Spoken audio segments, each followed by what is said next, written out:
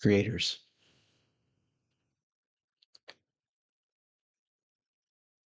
can love, heal your painful memories right now.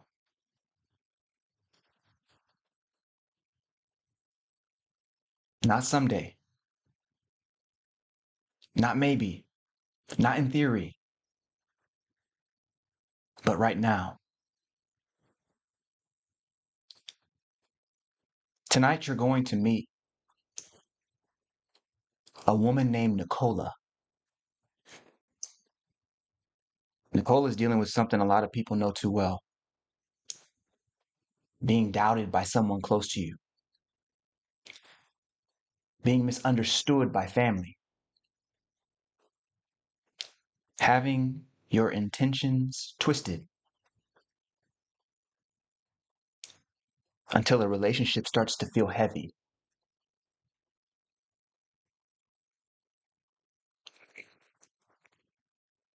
But now Nicola's at a breaking point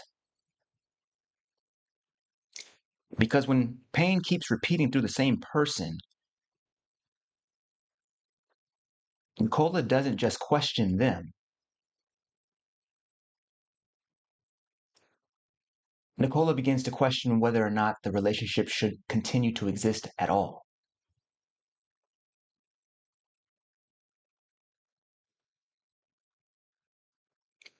But as always, tonight, Nicola is not here just to tell her story. Nicola is here as your mirror.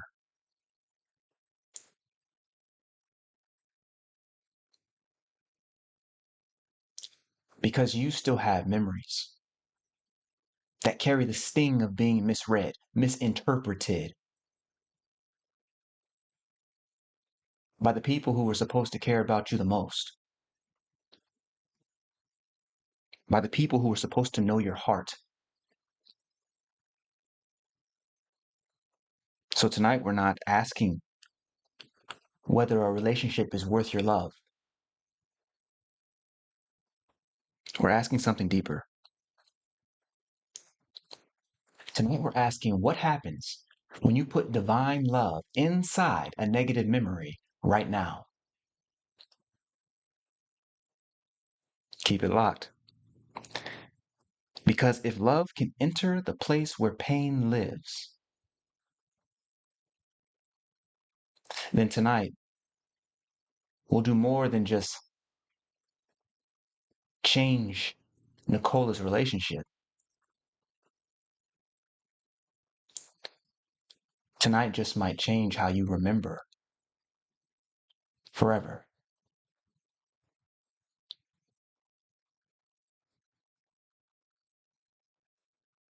And so, folks,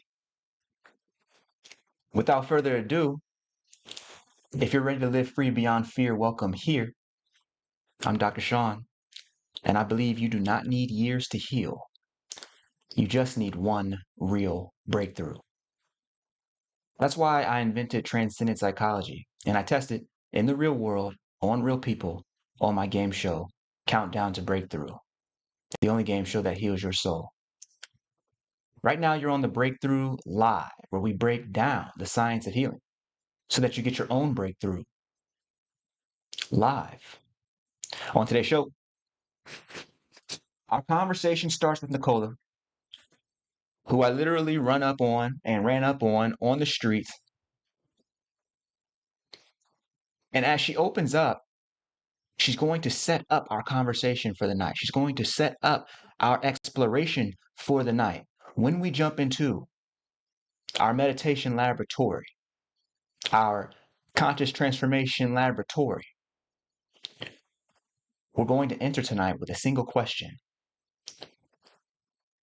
But first, we need Nicola to actually set up our discussion and our exploration by first being our mirror. Let's go to the field. So we're with the Mind Game series, and I have 7 minutes Okay. in order to show you the power of your own mind. And if I don't get it done in 7 minutes, I owe you cash just for taking your time today. Are you up to play? Okay, sure. Okay, let's rock and roll. All right, so I'm gonna set this down. Do you like this here, or would you rather be here against this this backdrop here? This right here is perfect. Yeah. Okay. All right. I'm gonna set this up behind you. Oh yeah. Okay. For IG or is it for TikTok? What we got? Oh, I'm older. Oh, I see. So it's for IG. Okay. Okay. Okay. Okay. Okay. Oh, she's serious too. Okay. So, what's your name? Nicola. Nicola. Okay. Yes. I'm Shawn. Hi. Yes. This is the Dr. Shawn Smith channel, and Okay. I'm here with Nicola. And Nicola, for this workout, for this exercise to work, for this mind game to work, I need you to think about a relationship. Today's episode is all about love, which is why I'm wearing the red, Okay. right? And so think about a relationship. It could be a mother, it could be a father, it could be a child, it could be a partner. But think about this one person and think about the last time that they pissed you off. They just said something that was like, really? What are we talking about? Let me know when you get it. Okay. Let me focus in on one. Yes. Yes. Just one, because it'll be good for all of them. Oh, wait. Let me focus in on one. When they pissed me off. Yes. Let me just say Okay. something. Okay, you got it? Yes, Okay. yes. Who is this person? You could just say friend, or it could be a parent, whatever the case is. Family member. Family member. Okay, so Yes. it's a relative. Excellent. Okay, so we have this family member. What did they say or do? What was the conversation around? The conversation was around, how did they piss me off? Maybe misunderstanding my intentions or thinking I had other intentions when I had no intention. Okay, so they thought that you meant some sort of ill will, Yeah, or maybe. okay. That's how it's coming off. Okay, Yes. and so and really you weren't trying to do any of No. that. Okay, and so did it make you feel like, hey, we have a history together. You should know that I'm not that way. I'm not that kind of person that you thought I was.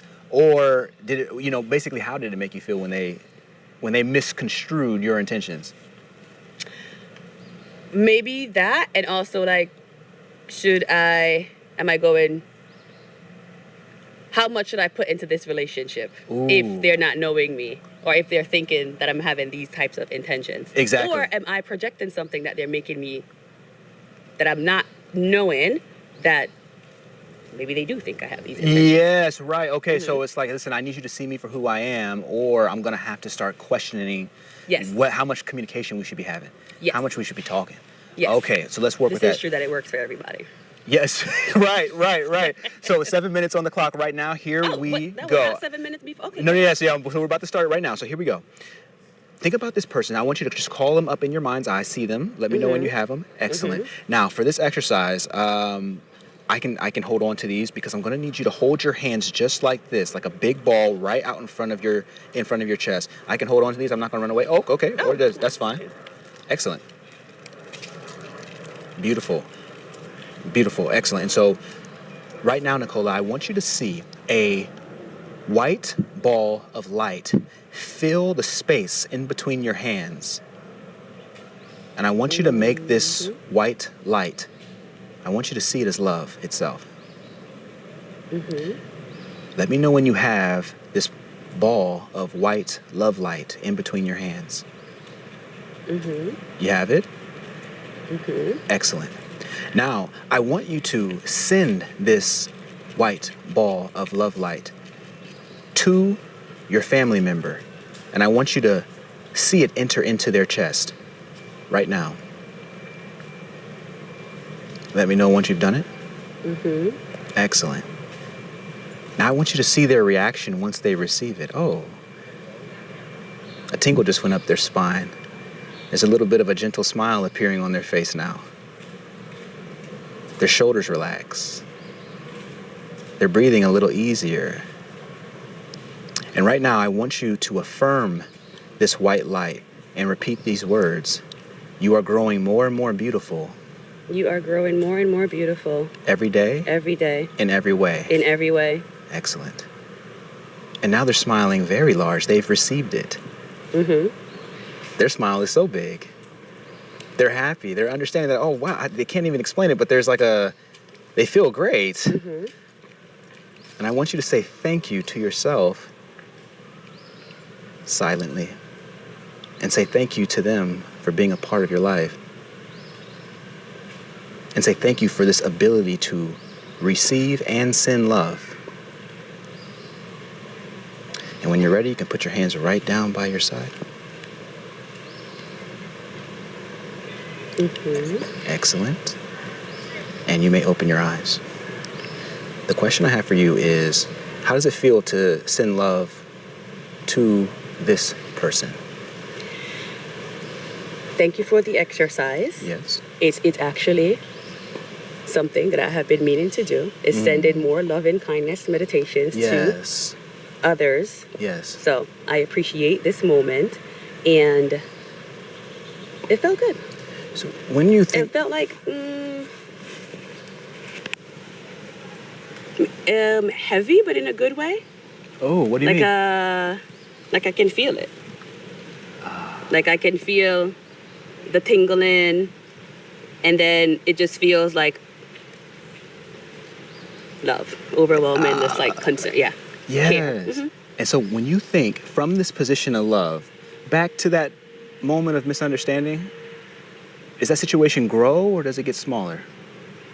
Does it feel bigger to you or smaller to you? Maybe the same-ish. What do you mean? Because on some levels, I all like visualize it, but it is a recurrent thing. Yeah, okay. So I know I want to put just more effort there into sending the love and Sure. kindness. So it just felt like another, like more of affirmation, affirmed Sure. of it. Yeah. But what I mean is that when you're feeling loving, does it make problems grow bigger? Do they feel bigger or smaller? No. Okay. It's like, it's okay. Right. And I also thought about maybe just a hug needed. Oh, so Yeah. you felt that a hug was needed, and Yes. oh wow. And the question I have for you is, what if in this very moment that your family member is actually having a better day because you took the time to send them love? Would you believe that that's possible? Potentially. Okay. I do believe it's possible. Yes. How to prove it, I'm unsure. You could call them. You don't have to do it right now, but at some point send them a text. That'd be wonderful. But we won't see any of that. But the point is that, when you are in this love thing, do we have to go to the store in order to buy the love thing? No. Wow, that's so interesting. And I noticed that your own shoulders relaxed. How do you feel right now? Oh, was my shoulders up before? No? Oh, okay, yeah, I feel pretty relaxed. Yeah. Would you? It's still a little, just because the relationship that I'm talking about is like, it's deep. Sure. And so it's still like, Of course. it feels good though, like, okay, maybe. But I know Yes. that there's still like a lot. But the love is like, I know that there's a lot of love there. Yes. Yeah. And so what I'm saying is, having sent this love, like, how does your actual body, how do you actually feel right now? It makes me feel like if I should call them or something or talk to them. Okay. Do you also feel like a little bit more calm? Yeah. Yeah. That's interesting. So if we didn't have to go to the store to buy this love deal, then that means that you would always be able to send it. There's no person in the world that could stop you from sending them love, right? Which means that there'd be no person in the world that could stop you from feeling love. Yes. And that's a beautiful thing. And that's our mind game. Okay, yeah. Okay. Thank you so Thank you much, so Nicola. much. I really appreciate heart and mind together. All right. So we got a snapshot of what's going on with Nicola. And it's so beautiful to see people go through a situation or an experience and watch as their minds and intellects try to make sense of the experience and try to judge it against the past. You saw Nicola kind of going back and forth, kind of like, well, yeah, but there's a lot of stuff. I mean, the relationship is kind of, in and out, and there's a lot of this. But then you also saw her say, wait, but the love though, it is kind of like making things, it is sort of diminishing the situation as a problem in my mind. It is downgrading the situation from problem to something else in my mind. But she's like going back and forth. You can see her kind of working through this. You can see her working through this. That's why our conversation tonight and our discovery, when we enter into the laboratory tonight, what we are looking for is the way in which this love light, and watch how I had to get Nicola to actually visualize love. I had to get her to see it as a white ball of light just to make it substantial in her own mind. Obviously, love is, when we talk about love, we're talking about universal oneness. But if this space in between the hands can merely be an access point, a return in memory for this love identity, for this love frequency, for us to enter back into the portal of love. You dig what I'm saying? Then I'm willing to create just that space in between the hands. And so that's what I'm having to do for folks on the streets, but for Nicola specifically. And so she's beginning to visualize, and you're seeing just the small nuanced change of going from, I don't know if I should even be continuing this relationship, to, I think a hug is required. Like she was like, I think maybe I should call him or something. She doesn't need to understand the metaphysics. I don't have time to do a whole lecture out there. She doesn't need to understand the alchemy of what's happening. All she has to do is just feel that, and the behavior somehow adjust. And so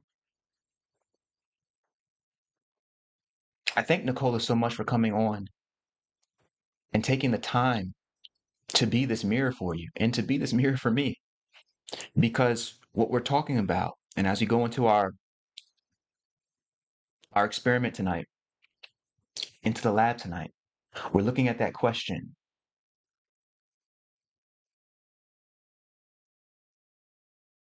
What is the relationship between love and memory? What happens exactly when we put divine love inside a negative memory right now? I don't want to know about what happens over 10 years, 20. I want to know right now, what is the psychoneurological change? The psychoneurological transformation, however small, however slight, what is that that happens inside of the body?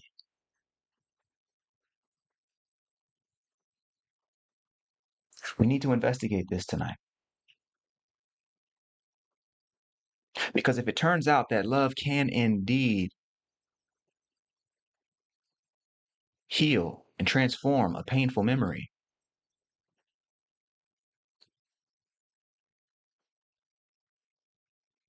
then that means that love would carry the capacity to fundamentally transform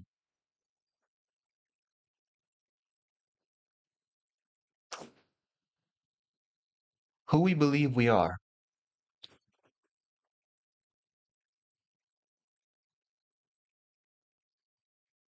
and the people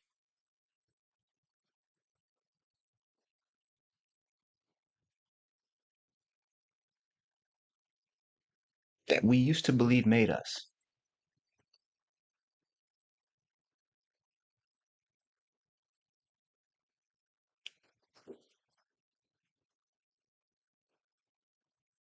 Yeah, this conversation is deep because family can be tricky. I always make a distinction between family and relatives. Relatives are people who are just blood, like what I'm saying, like pretty much everybody on the planet is a relative. But relatives are the people who are brothers, sisters, mom, dad, uncle. You dig what I'm saying? Auntie, like that's a relative. I define family as the people who understand what our code of conduct is. How are we to behave together? What is our mission? People who understand that and are willing to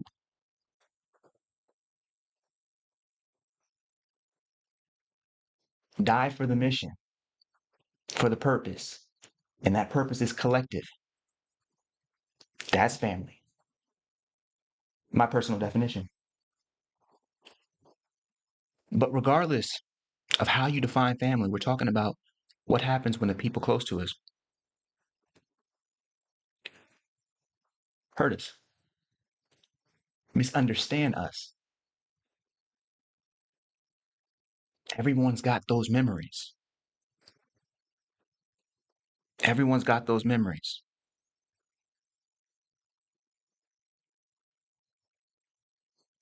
As we get into our conversation tonight, I want to open up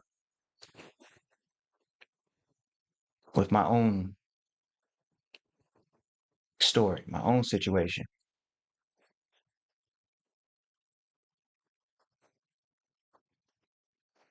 Because in order for this experiment to affect me, I need to be able to be brave enough to face my own past,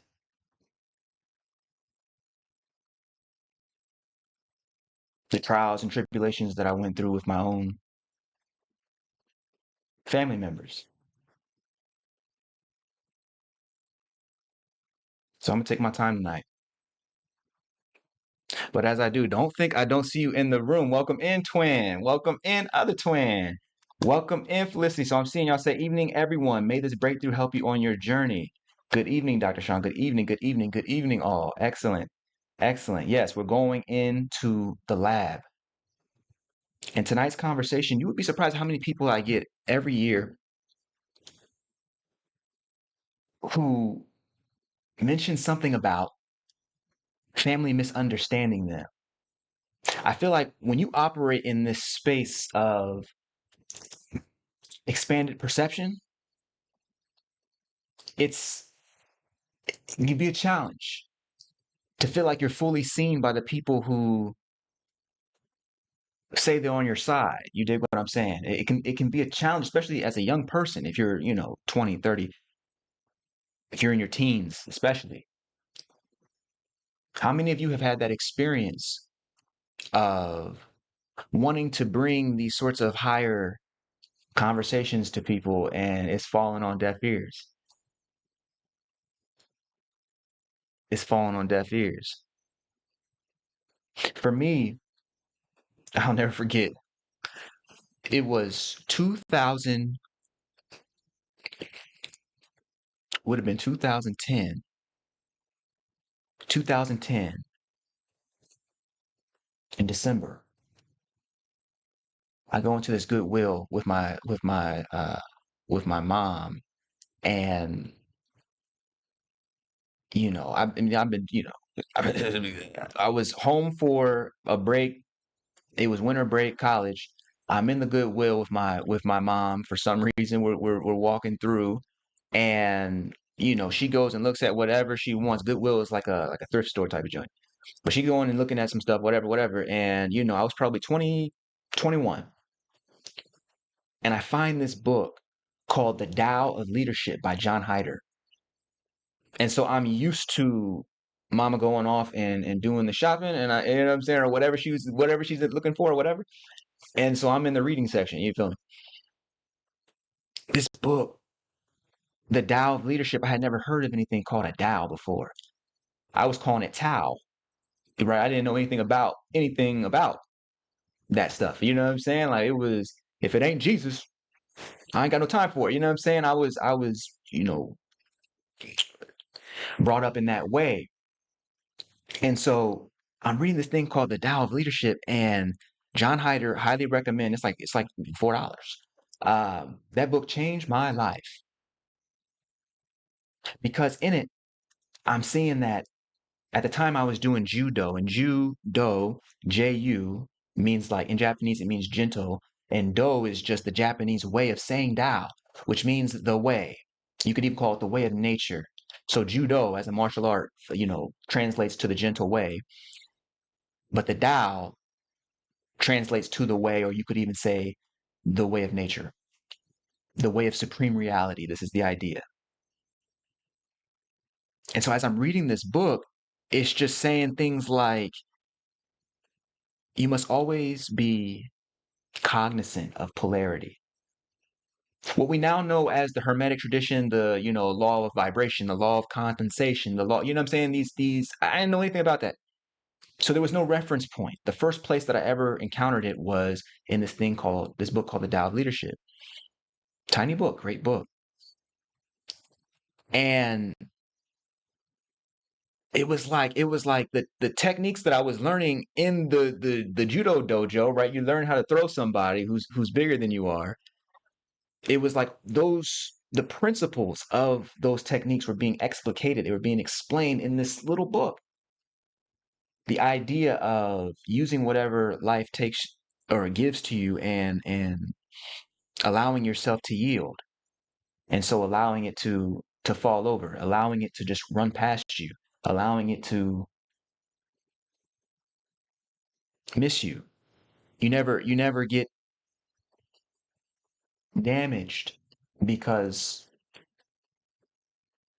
you're constantly yielding, and that yielding is a strength. It doesn't mean giving up, it means non-resistance. It means working with what is given as opposed to trying to force and impose your own ideas on the world. You dig what I'm saying? So here's what I need you to understand. I was a dude who what I wanted was to be this complete person. And I thought that I was going to the university route. I thought I was going to I went to graduate school and PhD. I thought that I was going to be an academic, a scholar. And I guess, but I mean a scholar in the university. And so I'm picking up these ideas because I'm just thinking like, yes, I want to be able to live this comfortable life, but I also want to make sure that I'm edifying God. I want to make sure I would have called it God in those days. I didn't have another term for supreme reality. And so God and the university, those were like the two things that I was, concerning myself with at the time. But then when I get this book, this Tao of Leadership by John Hyder, I'm kind of like, I'm walking and I'm seeing as my mom comes and I end up buying the book, still have the book. But as I'm working with, it was like one of those books that you take home and it just starts rewiring the brain. Like I can feel like my brain getting rewired on the daily. These concepts of yielding, it made sense to me that if we're talking about yielding, non-resistance, those ideas could show up in warfare. Those ideas could show up in mathematics. Those ideas can show up in the martial arts dojo. Those ideas could show up in our relationships, right? If it's a power anywhere as a principle, then it needs to be able to be applicable everywhere. So this idea of yin yang, of forward and backward, of ebb and flow, these different nuances, like it sounds so simple, but it's like, oh, okay, well, that's after I read this book, I could like understand math better and I understood how to learn better. I was one of them students that used to get super uptight about, I got to make sure I do everything right. I got to make sure, and that gets in the way of actually taking in information when I have an agenda. You dig what I'm saying? So this idea of yielding, this is just one of the concepts, this idea of yielding. I started seeing how it helped me become a better student, a better learner. It helped me in relationship because instead of going head to head with Felicity's in the chat. And yes, we were together at that time at 21 and had been together for, a few years. Instead of going, head to head with my lady, it was like, you can just yield.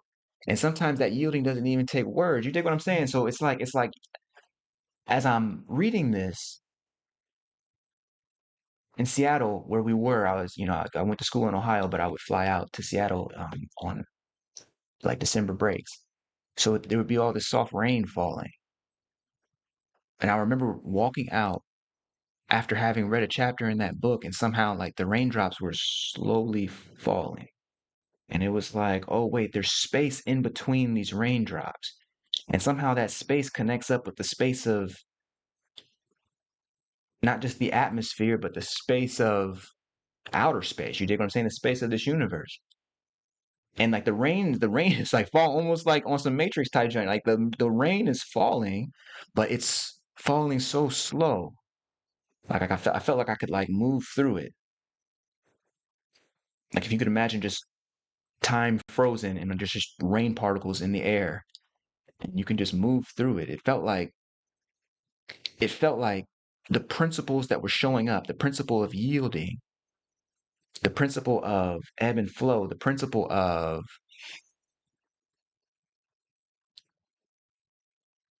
what you could call vibration. It was like I started seeing it in every single moment. And I was like, oh boy, okay, so not only can I learn better, can I learn quicker, learn faster, but I'm starting to understand what this martial art is about. More than that, I'm starting to understand what this life is about.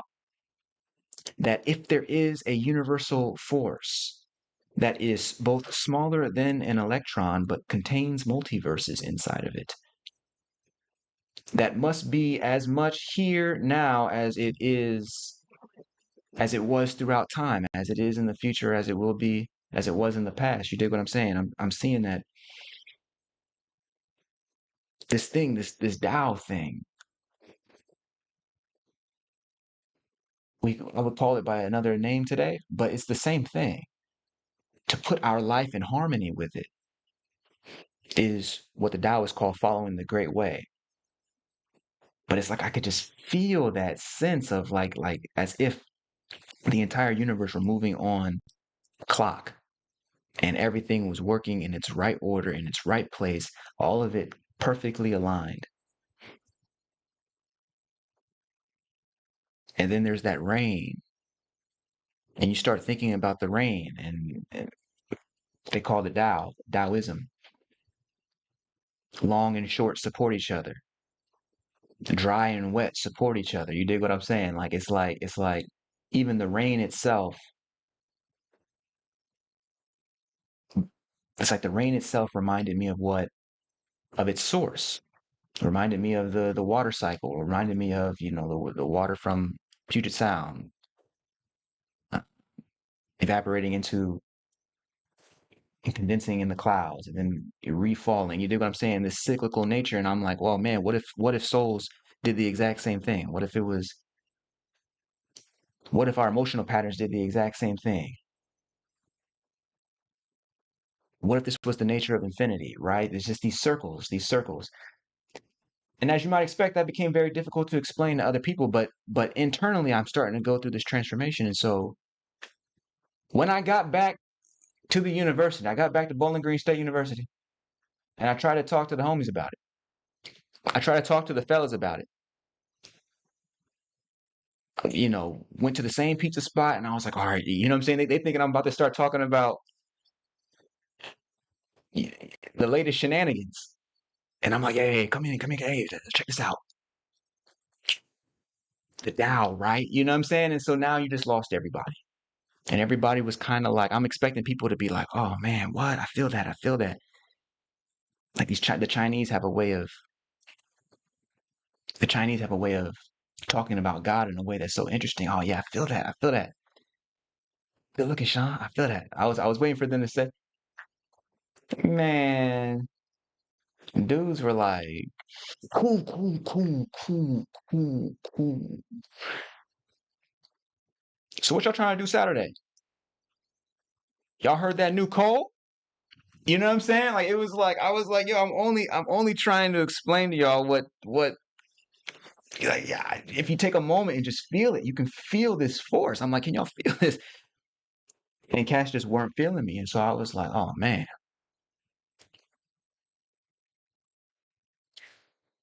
My friend group in college that ended up starting a bit of a rupture. in those relationships. Because how can I go back and live how I was just living? Go sit in the church and go do all the how can I live in that way if I've just had this experience? It's not the book. It was what the book was pointing to. If I'm having this marvelous experience and I'm seeing how events lead unto ways, you almost get a power to predict future behaviors based on what's currently happening, right? If you understand that everything works and operates in cycles and flow, then it's like how you spend energy becomes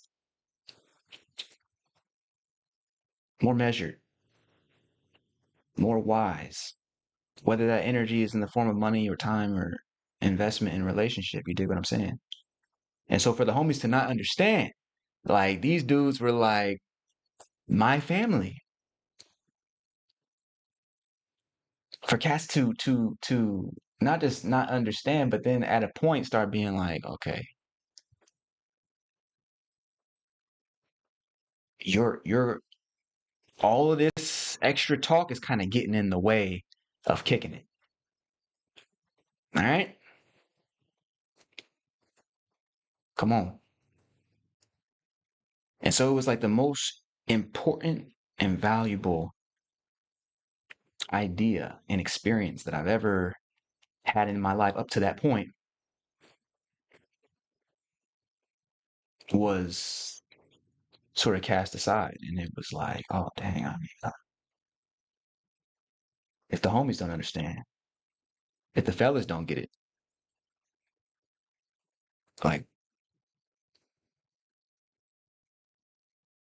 it's one of those situations where you start to feel more and more alone and kind of isolated. And I know a lot of people have a similar experience to that.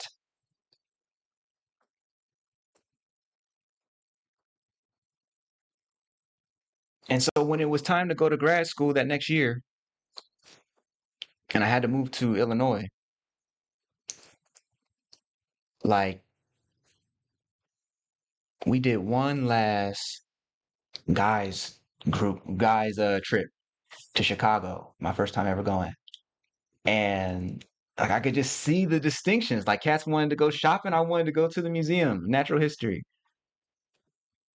Because I heard they had a Taoist exhibit in there, and I wanted to find out, like, okay, what were the Chinese saying about this? What kind of relics did they have? You know what I'm saying? I want to understand what people are saying. Like, the very fact that human beings could think a thought this sublime, I was like,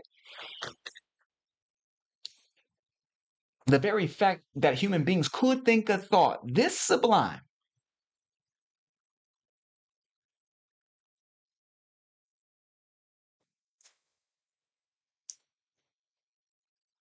it started baffling me how cats couldn't get it. And in those days, it's hard to verbalize and vocalize those ideas. It was difficult at that time. So it's like I would get it and then it would kind of slip, and then I would get it back, and then yeah. And so it was hard to kind of stabilize within this large concept that was the Tao. And over time, I started seeing that it's just what we call the Tao is just the mind's way of interpreting reality at its highest level. It's just what the Homo sapien is capable of at the highest level of thought, because the human limitations are such that our range of perception is only so small compared to all that can be perceived. And so, as a result of that, yielding becomes the way. Because, in other words, in the words of, I believe it's Rumi, who says, whatever brought me here must also take me home. This idea that nature itself runs through us, is larger than us, but is also in our full potential. It is us. You do what I'm saying? And so it's an expression.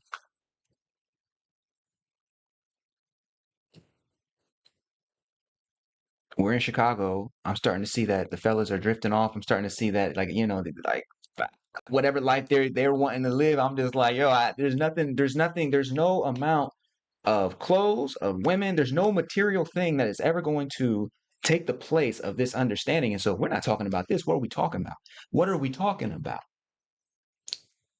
And I think that people who have this sort of expanded perception, and I meet y'all every single year, and feel like, oh man, I can't really talk about none of this stuff with nobody.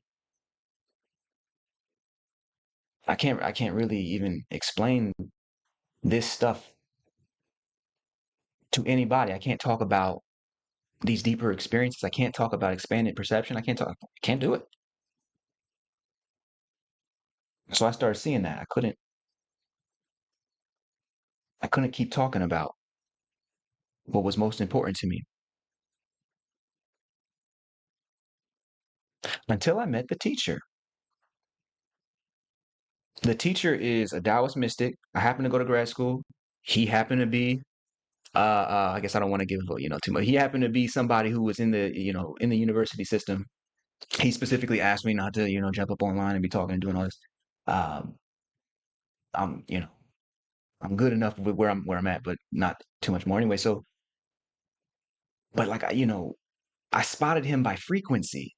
It was just by energy. I could see that, okay, this cat is talking about the ego in a very different way than like a Jungian or a Freudian psychologist would talk about ego. I'm like, what does he know?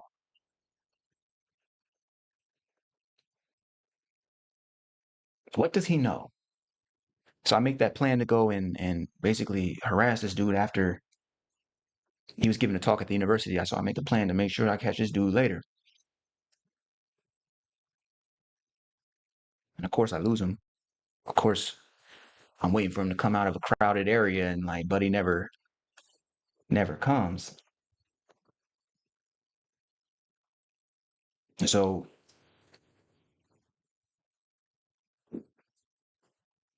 there I go again, feeling like, dang, this is about to be a long and lonely life.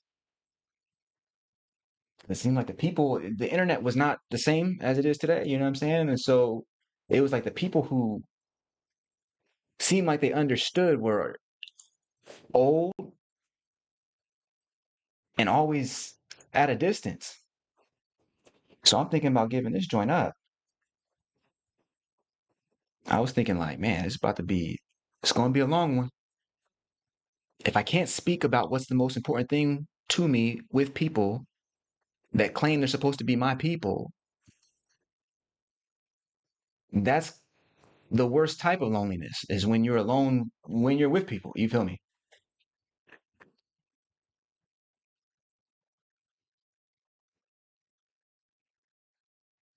But then there's that concept that comes back, that concept of yield, that concept of yield. Just yield to the moment. I'm standing in the Central Tower at Northern Illinois University right after that talk that the man I call the teacher was giving. I'm standing in this tower, just in the middle of the foyer, and it's just me. It's just me and maybe one other dude like reading a book in the corner. And in walks the man that I would later call the teacher, the Taoist mystic. And I'm just seeing him kind of stroll past. And his posture was together. Not feminine, but not overly masculine. Right? In my high school days, I used to try and walk with a limp so I want to look good for the girls, boy. I mean, walk like this. You know what I'm saying? Almost like dancing when I'm walking. Just straight foolishness. This man had none of those insecurities. All of those, you could tell from his very posture that the psychological insecurities that I had growing up, they were so far removed and from this dude. And so I was like, hey. Just when I was about to leave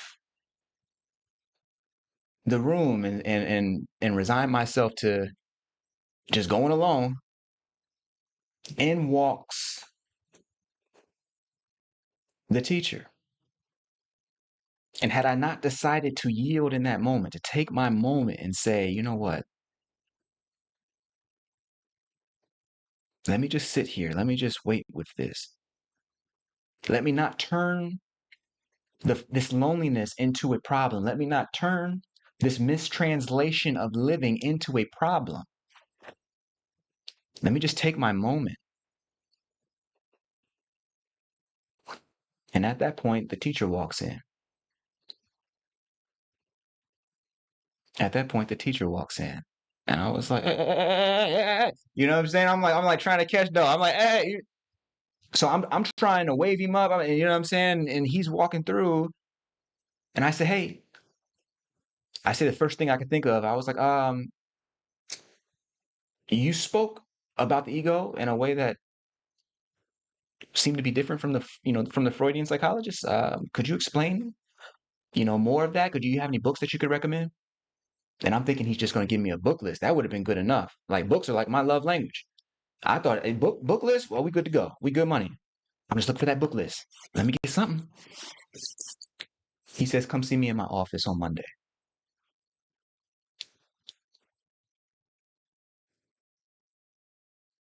I was like, oh shoot. I was like, so I mean, you know what I'm saying? How do I get in touch with you? He was like, send me an email. He's like walking away now. I'm like, well, where I send the email? You know what I'm saying? Like it's I'm like, where I send it? And so naturally I, jump online into finding the joint.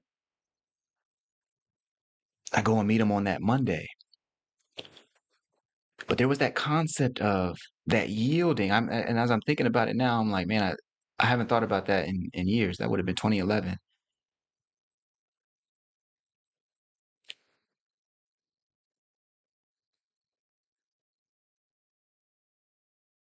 When I go to see him on that Monday, he knows everything that I'm trying to talk about. I'm talking about, okay, so you've heard this thing called the Tao. He's like, oh, yes, the Taoist tradition is, you know what I'm saying? He just understood. Turns out he had been practicing Taoist for 40 years.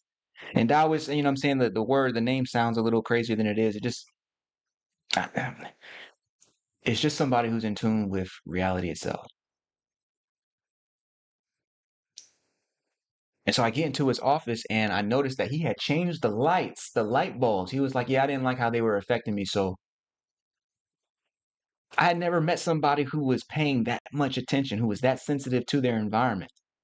When I came and tried to talk about the Tao to the homies, they were like, hey, bro, hey. But somehow this man understood. He was like, listen, I don't even like to interface with these lights, so I had them replaced. These types of lights, they emulate the natural rhythms of the sun. So, if I got to be in my office, I want to at least be in there with some good energy. I was like, he says, all right, stand up. We were sitting down. He says, all right, stand up. So I'm standing. And he says, listen, I'm going to put my fingertips on you. And I'm going to send, he called it chi energy, but like you could say, like, I'm going to mentally transmit energy into a certain segment of your body. And I want you to be sensitive enough to look within yourself and find where that energy that I'm placing inside of you is. I'm going to send it to a specific direction. And you need to tell me exactly where that is in your body. And to this day, I don't know why he did this. You know what I'm saying? I have no idea. But I stand up and he puts his hand on my chest. And I'm back. That's crazy. He was wearing a white polo, and he put his hand like right here, just the fingertips. And so I'm closing my eyes in his office, and the door is shut. You know what I'm saying? So this is all kinds of strange. But he's got his hand on my chest, and he just starts like I feel like this buzzing in my lower back, and so I'm like, lower back to the right. He's like, good. Without any, we're not talking. We're not talking. We're just. He puts his hand on, and I say the energy is in my lower back to the right. He's like, very good. Dude, that sent me on a whole other trip because I was like, hold on. Do you mean that human beings have the capacity to mentally transmit energy to through space effectively? How without applying pressure on the actual sites of transmission? It would be different if he went and hit me in the back. He didn't do that. He was touching my chest. And so I was like, he does this a couple times. I was like, left shoulder, right neck. You dig what I'm saying? Right chest area, right nipple, basically. You know what I'm saying? He was like, that's right. And he was like, okay, so you've got the sensitivity.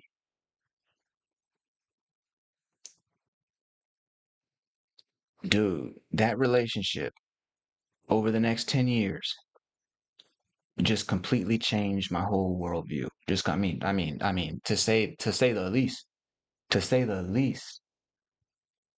But as I'm reflecting on it now, I think that he was trying to get me to, I think he was trying to get me to see if one, I was worth teaching, if I was even open to the ideas in the first place, and then to gauge my sensitivity level. Because he ended up becoming like an energy teacher for me, like a Tai Chi teacher, but only like, not like Tai Chi with just the movements, but Tai Chi from an inner perspective. And all kinds. I mean, I got so many stories. But the point is that that relationship would have been impossible had I allowed myself to stay bogged down by the translation issue that I was having with in my former relationships, the people that I called family. If I had allowed that to throw me into despair rather than take that moment to yield, it would have been impossible for me to be open enough to even and attentive enough to remain in the same place long enough for this new relationship to enter.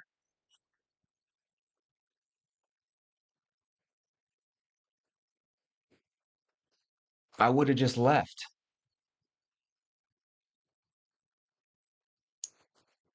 I would have just left. So these concept of yielding, the concept of yielding that became important to me when looking to understand the Tao. I wonder if it's not so different from the concept of love that we're looking to understand tonight. And in order to do that, we have to get into the laboratory. Because as a fundamental force,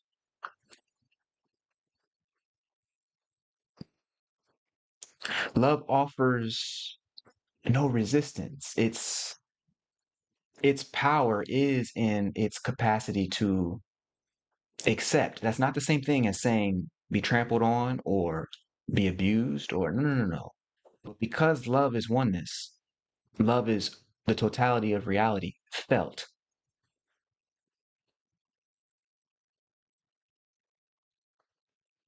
There's no room in it.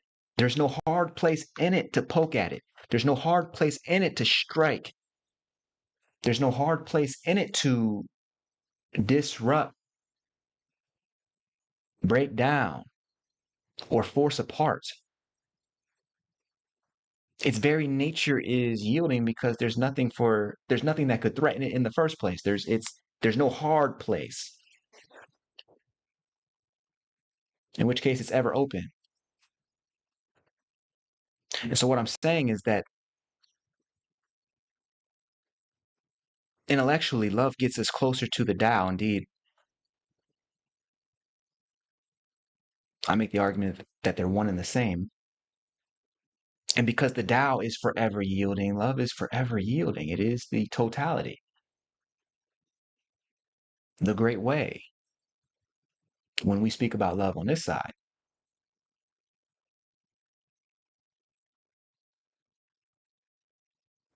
And so, yes, we have this yielding.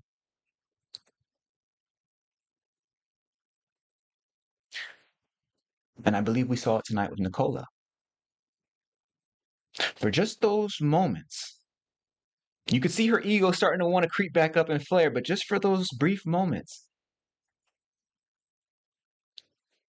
she was like, oh yeah, I can feel this love thing. And it's just kind of reducing the anxiety. It's just kind of reducing the situation. It's downgrading it from problem to no problem. As a matter of fact, I feel like a hug is needed. Like I should call him or something. Hmm. In other words, the introduction to just holding hands here, doing the white light, the ball of love, it becomes our entry point. That was Nicola's entry point, not only into the totality of reality that we call love, but also into what the Chinese would call the Tao, what the Taoists would call the Tao. She begins to take on the qualities of yielding, not out of weakness, but because she's recognizing that this love thing is bigger than anything that can be defeated. It's bigger than anything that can be threatened. Therefore, it is okay with whatever comes and goes. It's okay with whatever shows up. It's open for that. I'm wondering tonight, when we go into our laboratory, what will we find? When we take a painful memory and we begin to shine the light of love on it, I wonder what actually happens inside of our bodies. This I must know. And so, folks,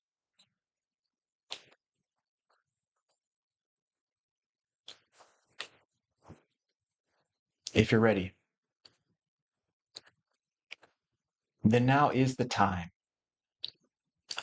for us to go into the conscious transformation laboratory. And we will be using conscious transformation technologies,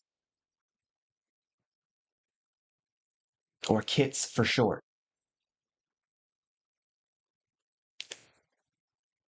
As we do, we'll want to follow the directions. We'll want to really apply this understanding because we want to see exactly what happens inside of the body. For an exercise like this to work for you and for me, we must be able to go back into our memories, our most painful memories. And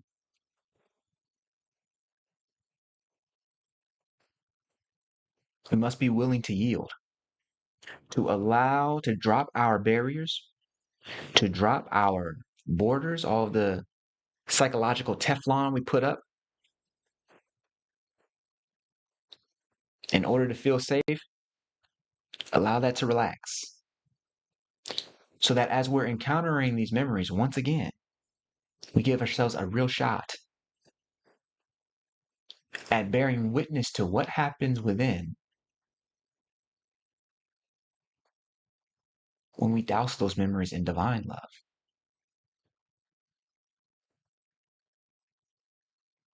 Just for people who are new here, when I say divine love, I'm talking about love being oneness, love being the totality of reality, reality felt, the basic basis of whatever there is, of all existence. When we say love, we're talking about the end of separation. When I say I love you, that means I feel one with you. I recognize the oneness that undergirds our common existence.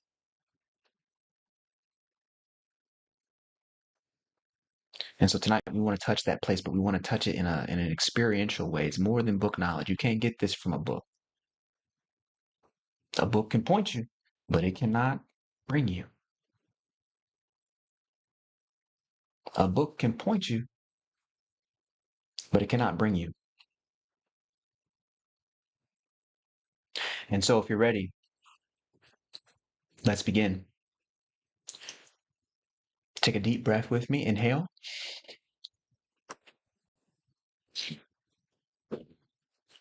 Exhale.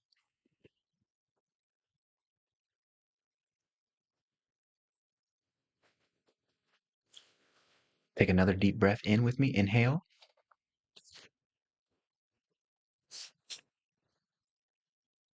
Exhale.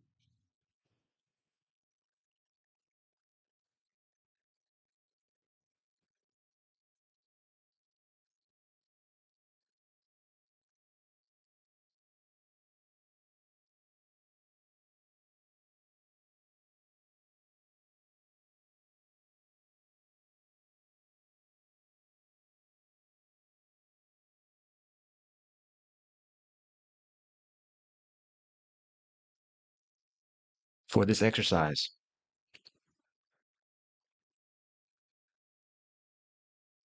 you are going to learn how to bless people so that you drop away all anger, hurt, fear, resentment, and sorrow from your interactions with others.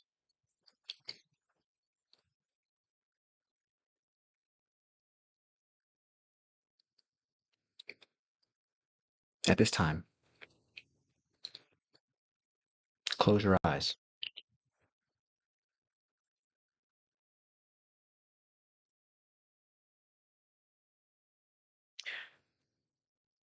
and go back in your mind. Summon the memory of the last time someone close to you hurt you,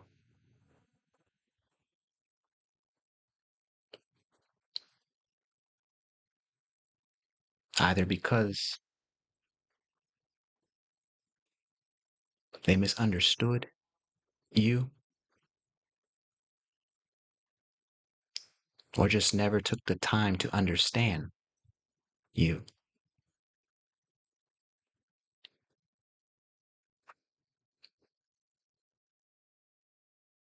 See their faces,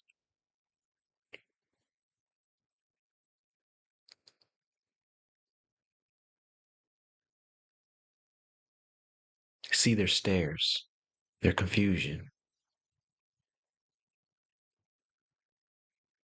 as they can't quite make sense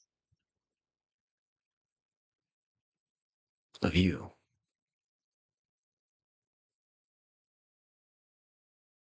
and who you've become.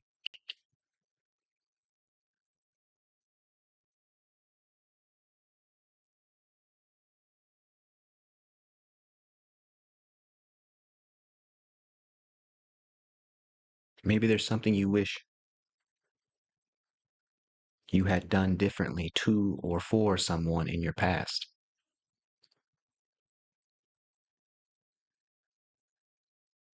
Go back to the moment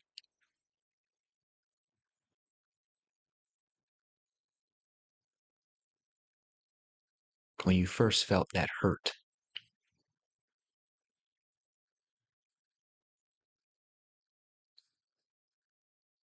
See it in your mind's eye.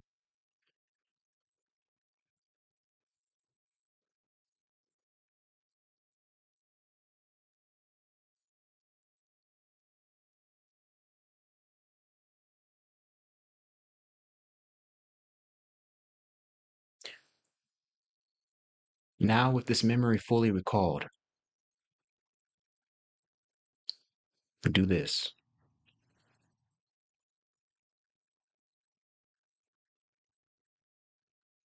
Eyes closed. Hold your hands shoulder width apart, just in front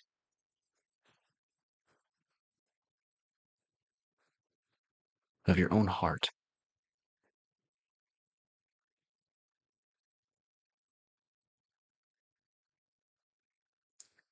Imagine you can summon love as a ball of white light and hold it in your hands.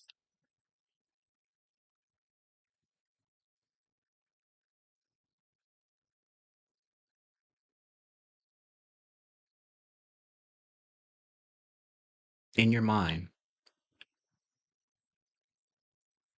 see this white ball of love light filling up the space in between your hands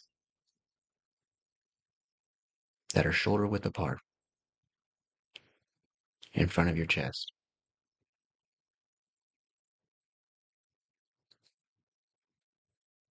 This white light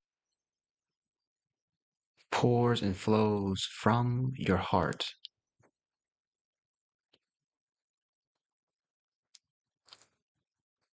and it fills up the space in between your hands.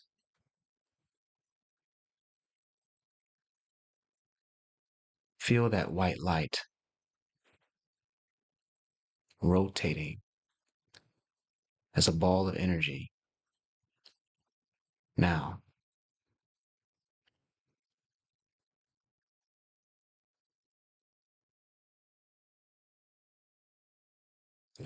this ball of white love light can go anywhere, forward or backward in time, anywhere on the planet, anywhere in the cosmos.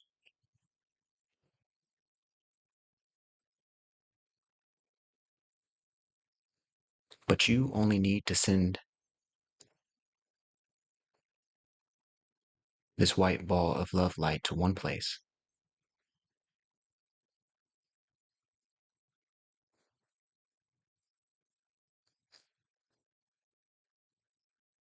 See the person or the people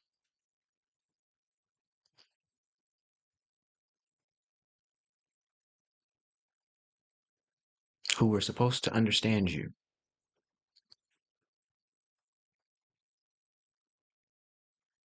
See their faces. Return to that memory. But this time,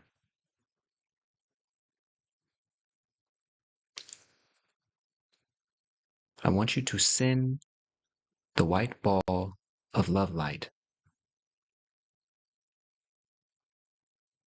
back through time and see the ball of white love light enter the center of their chest and bless them.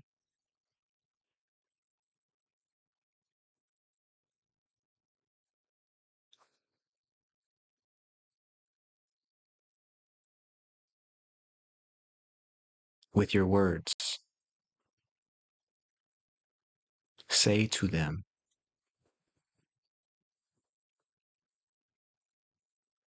you are growing more and more beautiful every day in every way.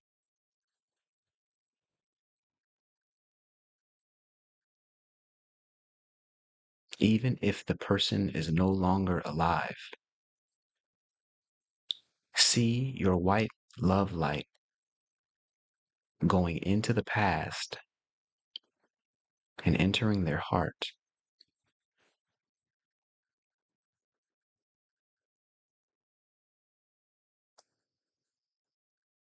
See them feel the love you've sent.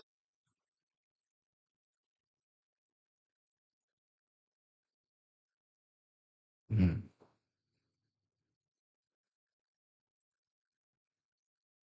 Now observe how you feel.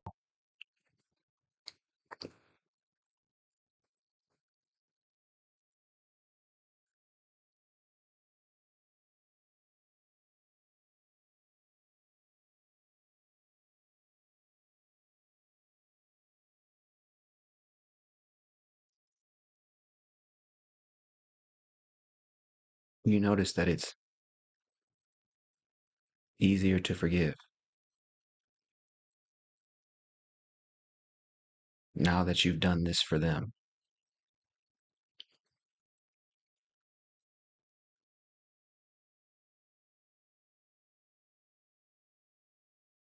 What does it feel like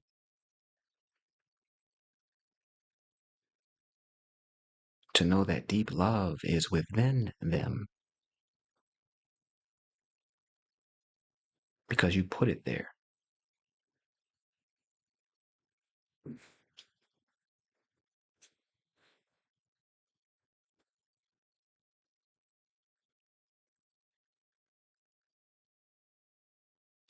Imagine that when you send this ball of white love light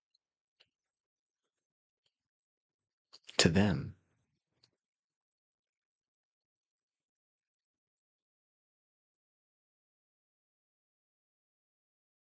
all of us receive it from you.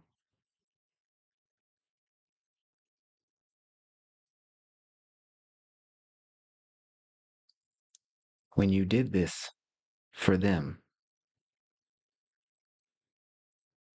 you did it for all of us and for you.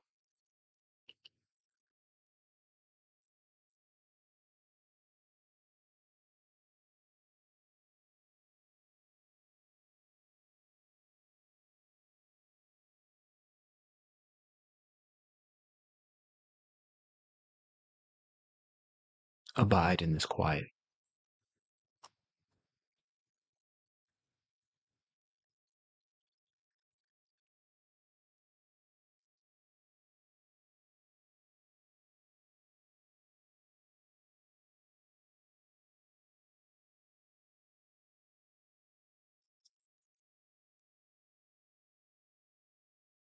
You are changing what this person means to you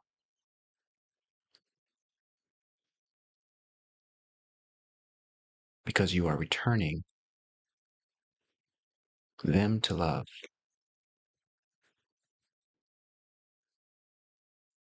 because you are returning to love.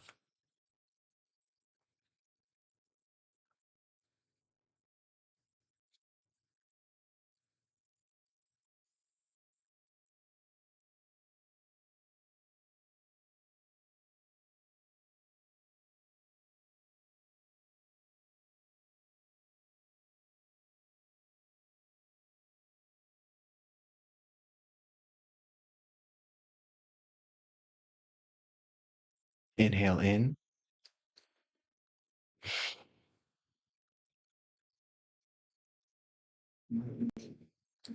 exhale out.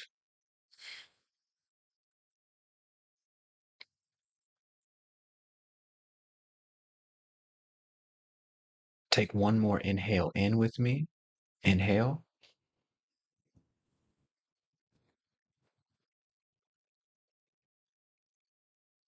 exhale.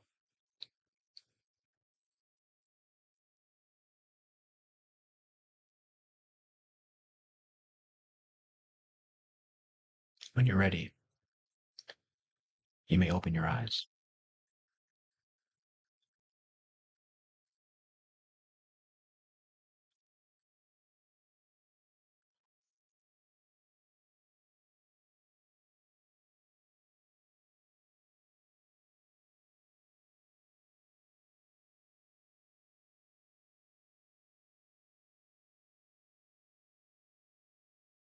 Mhm.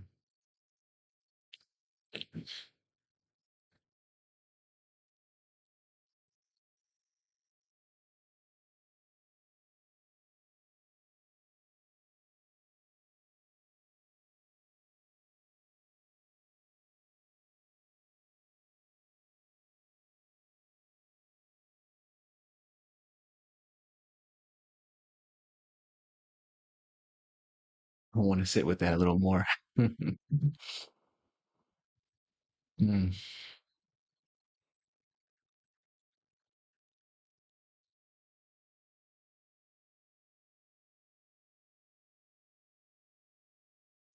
I want to know your experience in the chat.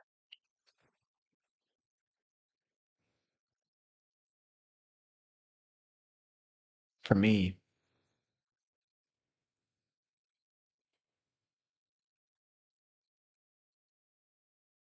mm,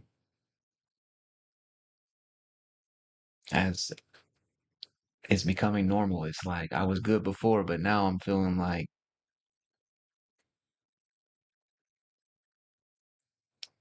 even like a subtle layer of clarity, like a subtle layer of clarity, a subtle layer of giddiness, like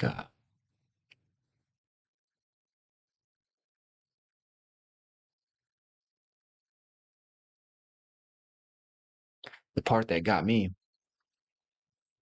the part that got me was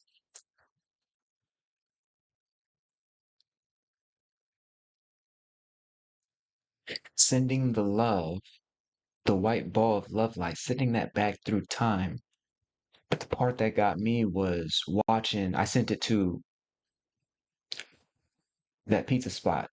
Remember, I was just telling you that, after I learned about the Tao, I went to meet with the homies at the pizza spot. And, we're sitting down talking. And I just revisited that memory of them not understanding what I was talking about. And placed that love into each one of their chests. The part that got me was when the kid asked, the meditation asked, the technology asked for us to see them receive it, to watch them receive it. And when I could see in this memory, I could see this love light just lighting up their pupils, just lighting up like energy just shooting through this like divine white energy just shooting through their nervous systems. I could just see how each of us were looking at each other in this moment, in this love based memory.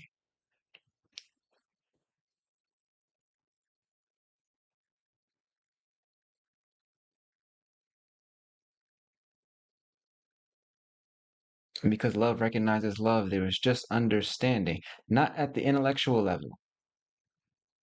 In other words, the intellectual level, whereas before that was the place where I felt like, oh man, I'm being misunderstood. Well, once love jumps into the mix, and once love re enters the chat,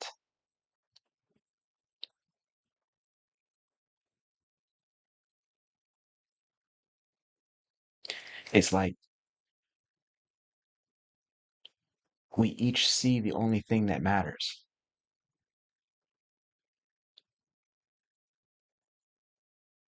which is the only thing that matters. We each see that one unitary source within each other.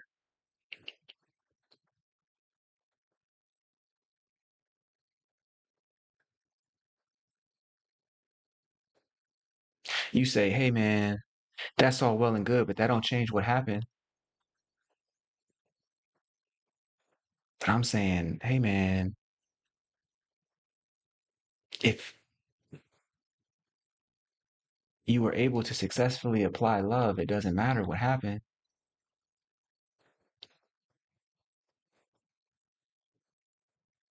For me, I've in this moment changed my relationship to that memory.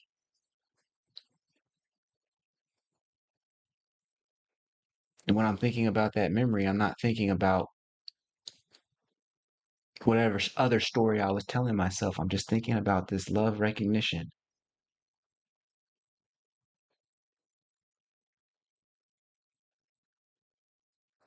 which means I harbor there's no animosity in this moment about people needing to get me.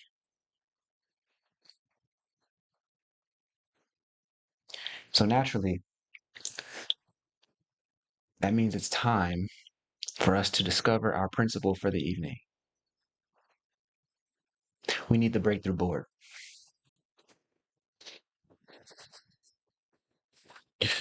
We got the breakthrough board, and what we want to do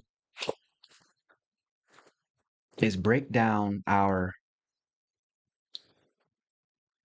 experience tonight into a principle.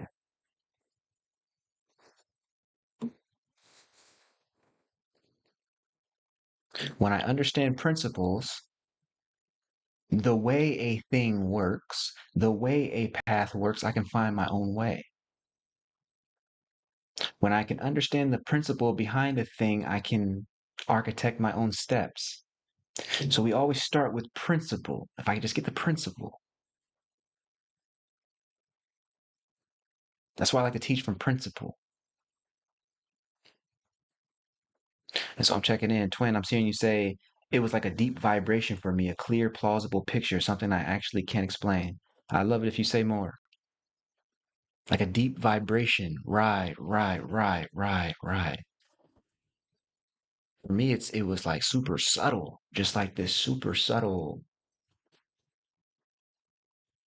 layer of joy, this super subtle layer of giddiness, almost as if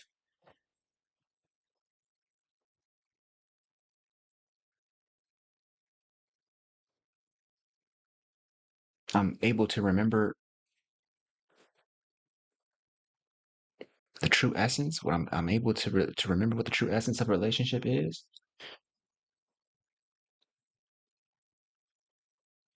and that it's not actually found outside in some sort of external agreement we make with other people,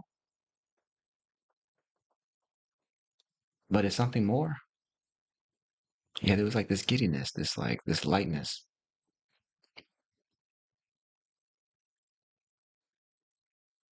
So now we want the principle.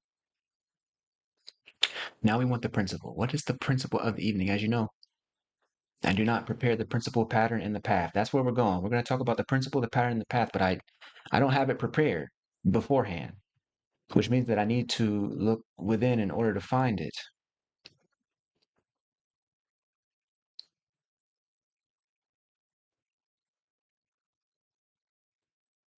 So what's the principle?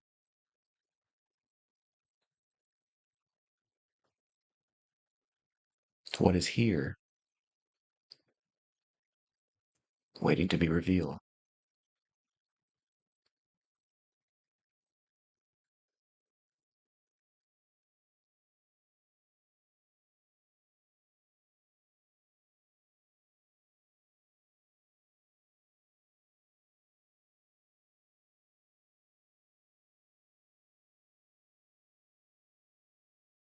Hmm.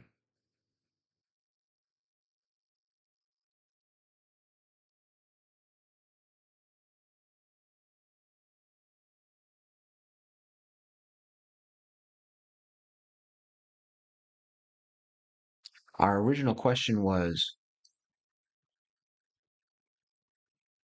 what happens when you put divine love inside a negative memory right now? It'd be helpful to go back to that original question.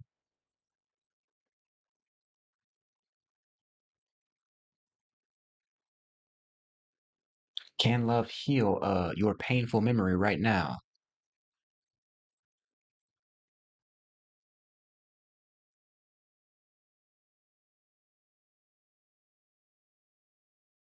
Yes. For me, the answer is yes. I'm seeing that that's clearly the case. But our principle must take us deeper. What happens when you put divine love inside a negative memory right now? Well, for me,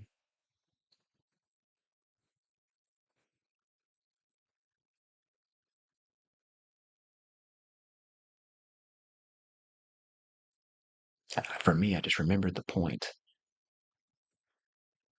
What is the point of being in a relationship in the first place, if not to reflect love back to one another?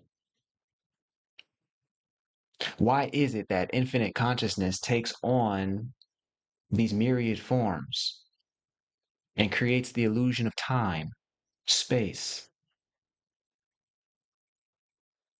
Why is it that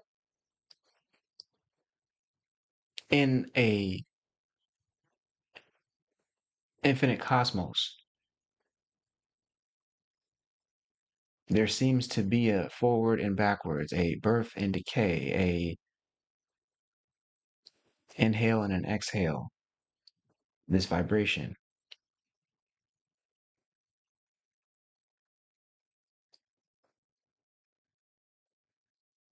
How are these polarities even possible if all is actually one?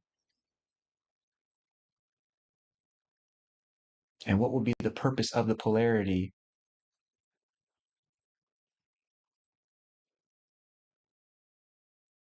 which is to say, of our individual experience and expressions,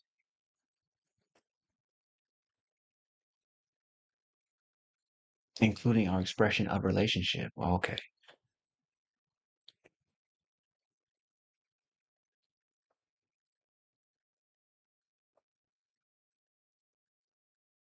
What happens when you put divine love inside a negative memory right now? It's like love hollows the memory out.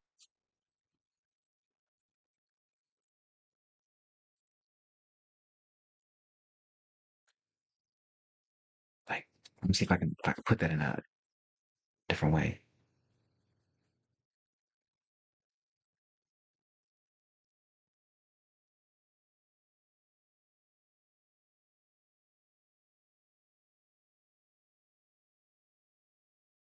It's like love hollows the memory out. I'm trying to think, like, is there, one of them joints that you have in your hands and you kind of shake it until everything that's unnecessary falls away? That's the symbol I'm getting in my head, like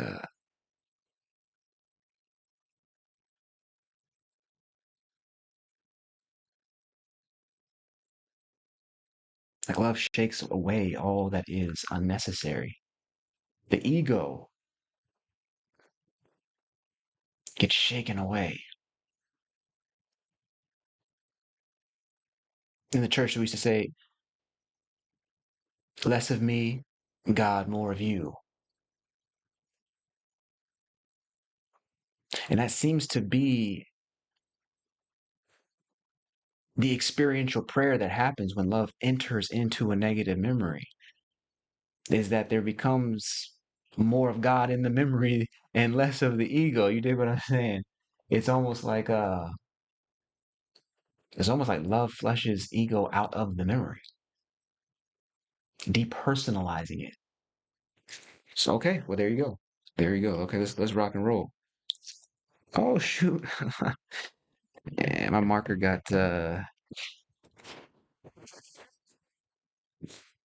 came back. You know what I'm saying? It was running out of ink last week. Here we go.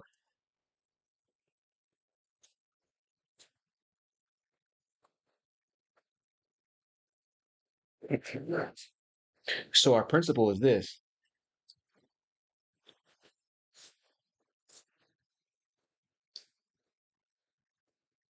Mm-hmm.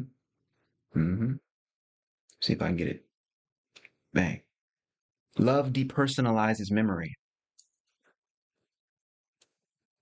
Love depersonalizes memory. What happens when you put divine love inside a negative memory? Well, love depersonalizes that memory, strips it of ego. That's where that little motion was coming from. It strips it. Love strips the memory of ego, which means it no longer feels like it's tied to a personal me. It is almost like there is too much love for there to be any me left, which means that the memory is no longer something that happened to me.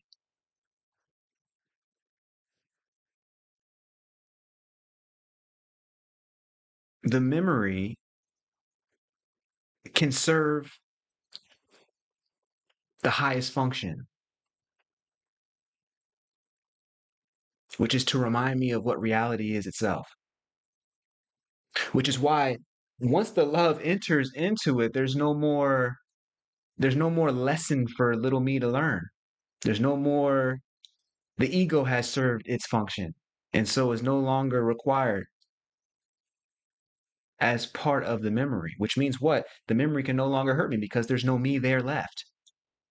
Oh, sure, I still remember the people.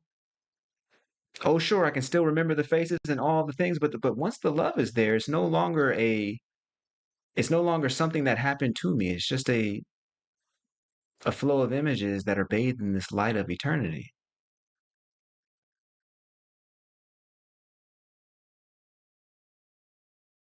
It's just a flow of images bathed in the light of eternity. No longer about me. Love has depersonalized the memory. You understand? Hmm.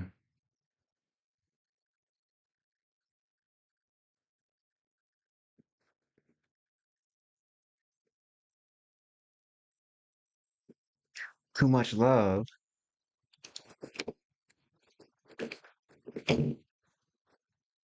And if love is supreme reality,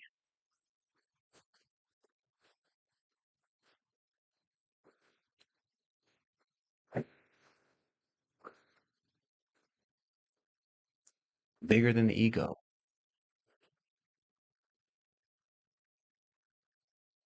when the love shows up, the ego is absorbed.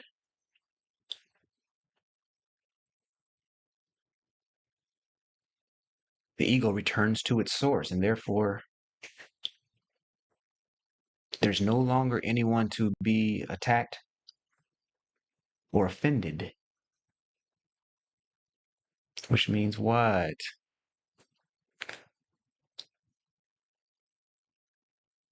That the mind has finally understood what it means to yield. And so we get back to that Taoist principle, that idea of that which is constantly yielding can never be tumbled over. And love is forever that. Love is forever that. When I say yield, I'm not talking about being pushed over. I'm not talking about somebody just doing whatever they want to you. I'm talking about offering no inner resistance that would block the light of God from shining through you.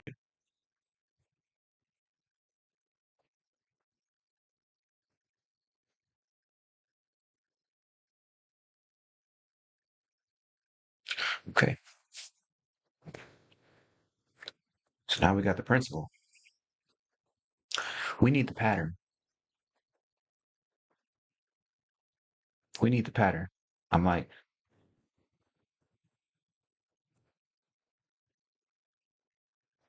trying to, I'm not getting teary eyed or nothing like that. I'm cool. Yeah, we need the pattern now.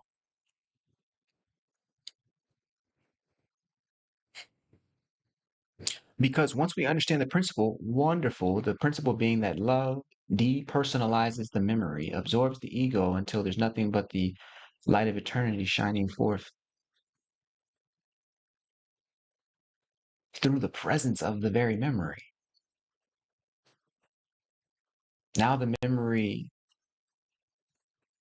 becomes a reflection of the supreme ultimate rather than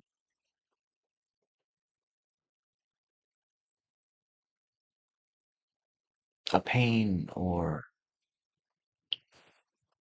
a virus controlling the mind. You dig what I'm saying? Mm. So now we need to know the pattern. How do we get into this kind of trouble in the first place? We're asking the question tonight, what happens when you put divine love inside a negative memory? Right now, we saw that from my personal experience with the exercise tonight, we saw that our principle emerged, which is that love depersonalizes the memory. But the pattern, I like being able to understand a pattern behind things, because if I can understand a pattern, then I can break a pattern. If I can recognize a pattern, I can break a pattern, reorganize a pattern, transform a pattern. But first, I got to see the pattern. And the pattern that we're after tonight is, how do we even get into this kind of issue in the first place? Why is it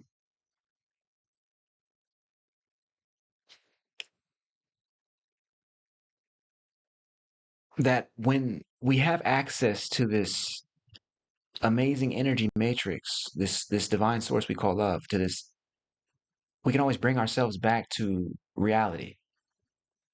How is it that anybody has a painful memory that would drive them to depression or worse? How is it that we can walk around with these ideas about the people that we met, our family members, the people who may have disrespected us, and years later allow that to be the reason we don't speak anymore? How is it? What is going on in the mind? What is the pattern that we can recognize tonight, that we could transform tonight, that's behind all of this? What's the pattern?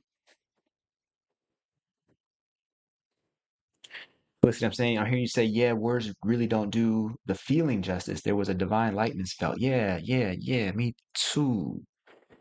Me too. I'd be interested in knowing what was your scenario that you thought of. Um, but yeah, yeah, yeah. Right. There was that divine lightness felt. Yeah.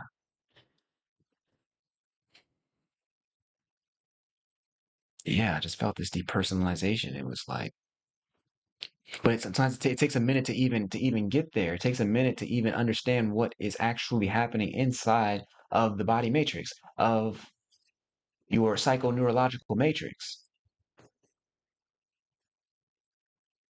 which is why taking a moment to break it down into principle pattern and path is so helpful for me. What's the pattern tonight, though? We need to understand this. How do we get into this type of situation?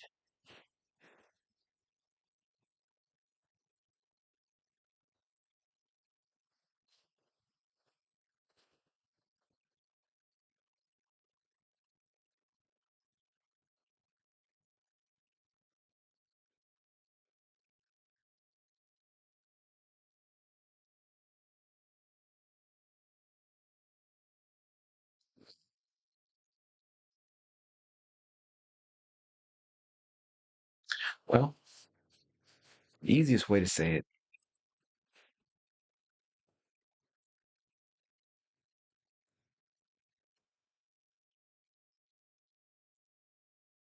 the easiest way to say it.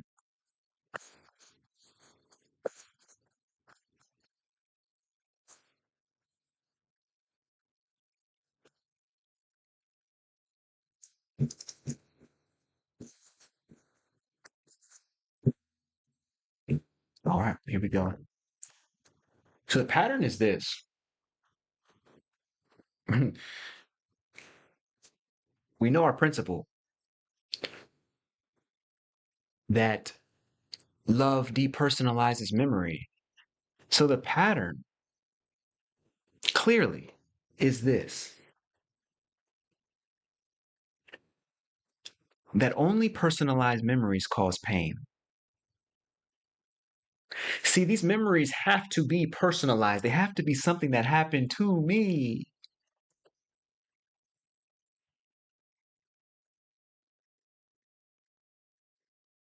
If something is happening to the totality of reality, that does not hurt. And also, nothing ever happens to the totality of reality. Why? Because it's always itself. It's not being impinged upon,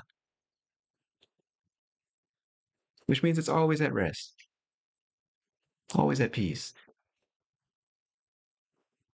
Which is why you notice that when we talk at the end, when I was speaking with Nicola, I was like, do you feel a little calmer right now?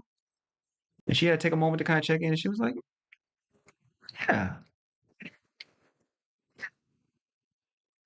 It's like, oh, that should be the case.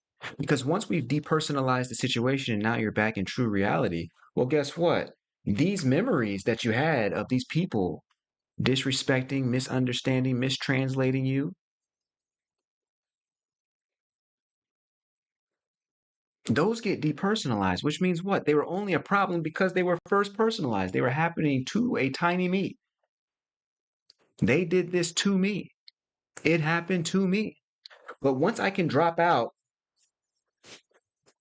I'm going to put that in a circle. Once I can drop out this to me, I don't know if y'all can see that. I want y'all to see that. I wrote to me inside of there, right? Once I can drop out that to me, and now the memories simply become a flow of images, no longer something that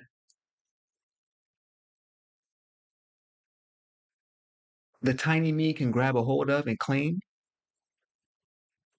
When I say tiny me, I mean the person that thinks of themselves as a person and does not understand a deeper connection with the fabric of reality, does not understand a deeper connection with God. You understand? By God, I don't mean guy in the sky, I mean the deep fabric of existence itself. And so only these personalized memories can cause pain. If you take out the personalization, it's no longer something that happened to you. And indeed, when you infuse those very memories with the light of love, that automatically takes out the personalization, and now the memory itself becomes a totem. The memory itself becomes a reminder of what true reality is, because the only thing that matters is still in it. Okay. Our pattern, only personalized memories cause pain. We understand the principle being that love depersonalizes memories. The pattern, the reason we get into trouble in the first place is because our personalization of memory, the fact that it feels like this was a situation that happened to me and I store it in my mind with the same emotions and feelings, if not more, that I had when the situation happened in the first place. And then I believe life into it, calling it a problem.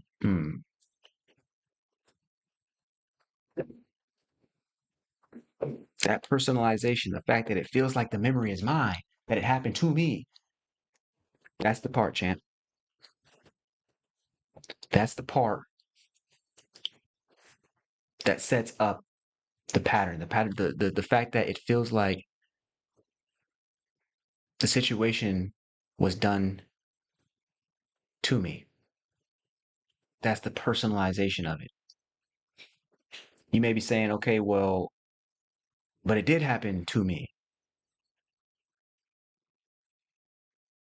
But what we're experiencing tonight is that when we add love back into a memory, when we take the actual feeling of love and we send it and put it into the people inside of our memory, and we watch them receive this love energy, and we watch them make eye contact with us again, having been renewed with this love energy, all of a sudden, there becomes a difference between this thing happened to me and this memory is still abusing me, right? Like one thing can be true, the other one does not need to be. Something could have happened and is no longer a problem.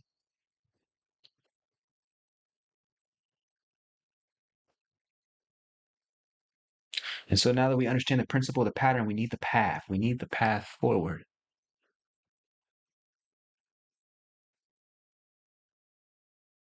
Now that we understand the principle and the pattern, we need the path forward. What is the path? What is the path forward?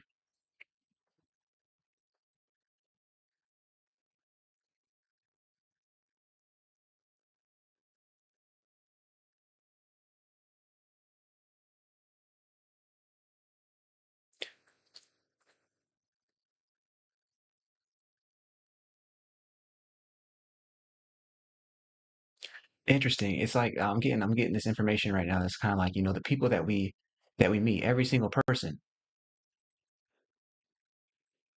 we know how to deal with them based off of how we remember them. If you woke up tomorrow with no memories, you would have no relationships either. You know what I'm saying? You wouldn't know who anybody was. So it's almost like we're always dealing with people through this filter of a so-called past. What if we were to shift that?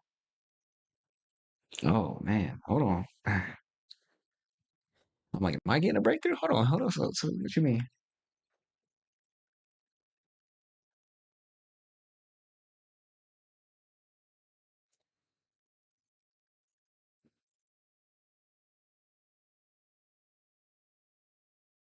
Do we only know how to deal with people based off of what's we call past?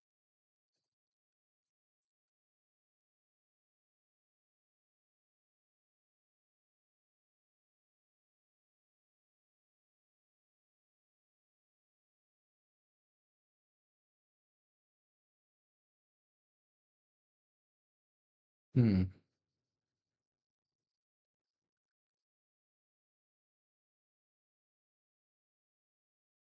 If we could recognize that every person that we meet is of our own construction,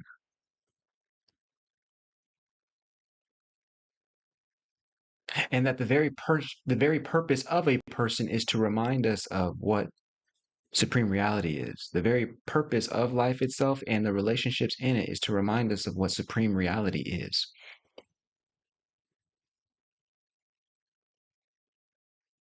Therefore, if every person is a construction of your own mind,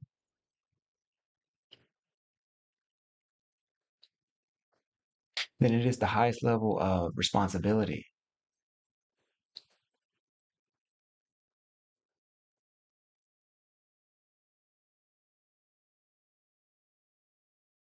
to imbue that person with the light of love, to see them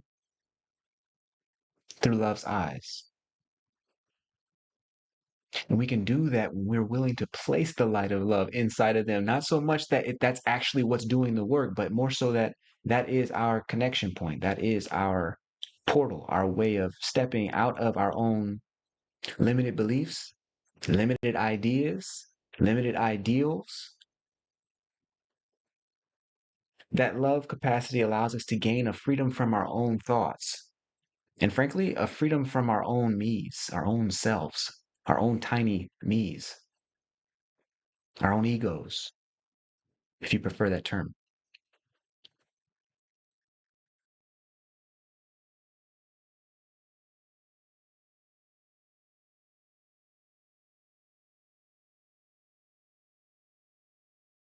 If every person is of our own construction, when I look at the woman that I spend my life with, yes, there's a relationship built there, but that relationship is predicated on assumptions that I have, on my constructions about who this person is. So I want to take responsibility for the construction.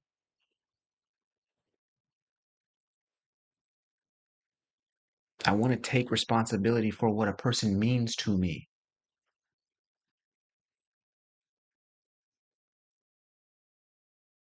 And I can do that the best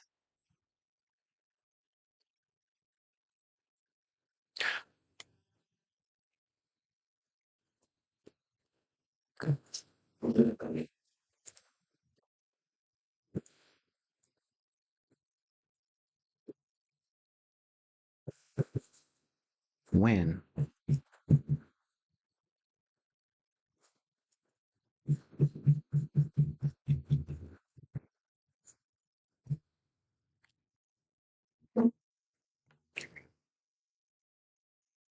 I want to take responsibility for my construction of the other. That other can be a personal relationship, it can be a stranger, it can be anybody. But I want to take responsibility for my construction. Because I know that the way that I interface with anything, the way that I deal and interact with anything is based off of my own constructions of reality, based off of how I've seen the world before, based off how I've created meaning across my so-called past. And so if I'm going to take responsibility for the construction, for the meaning that I'm creating out of others, then there's no higher way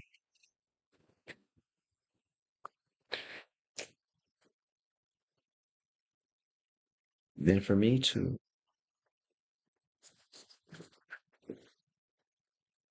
recognize the love that is already inside of them.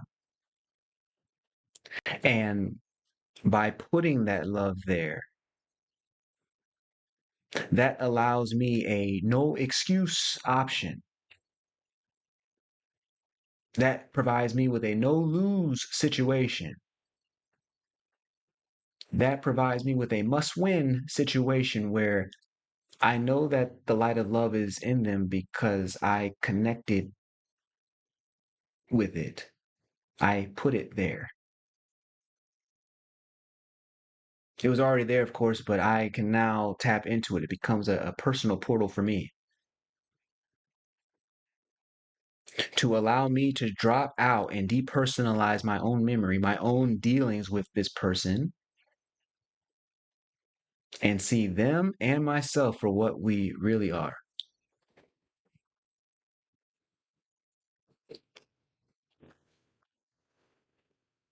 which are these beings of light and love, more specifically,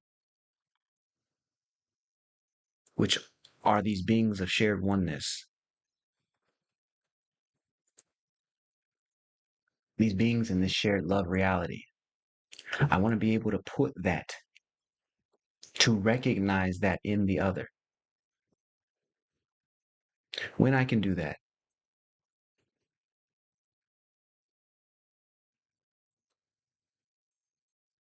I return to the original purpose of relationship in the first place,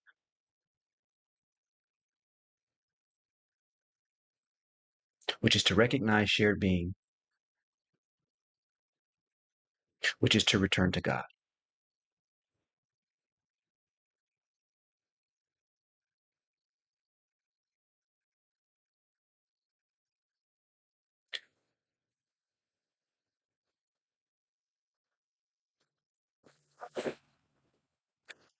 So we understand the principle that love depersonalizes memory. We understand the pattern that the whole reason we get into trouble in the first place is because personalized memory is the only cause of pain, of that psycho emotional pain we're talking about, that psycho spiritual pain we're talking about. But the path forward is that when it comes to our constructions of other people, particularly when we're talking about memory, but at any time for real, because every time that we're talking about anyone else, we're always talking about our construction about what we believe they mean to us. And so rather than choose the lowest meaning of what they might have done to me, how they might have misunderstood me, I want to choose the highest meaning possible for them, possible for me. I want to recognize the love in them because this right here is freeing to them and it's freeing to me.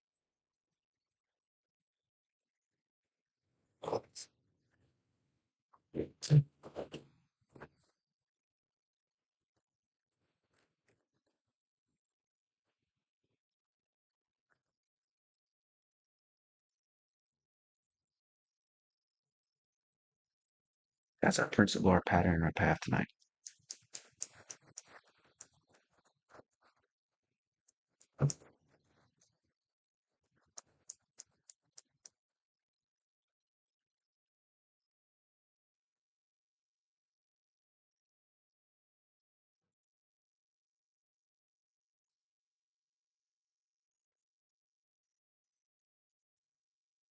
And so, folks, as we go ahead and wrap up this evening, There's only one thing I want to speak about next, and that's, oh shoot, we are running out of time, but I think I hear somebody special coming through. Hold on. Oh boy, as we wrap up this evening, you know what I'm saying? I forgot your boy Breakthrough Turtle has come through. Okay, and Breakthrough Turtle always has something special for us, but I never know what it is. And so, Breakthrough Turtle, tell me that you got something that's gonna wrap up the evening, that's gonna make it all feel special, bring it all into a tight little bow for us. Okay, so you saying you got me? All right, well look, what you got for me. In order to get the breakthrough, we gotta break the turtle open. Okay, good looking. Appreciate you, B. Ooh, all right, all right, here we go.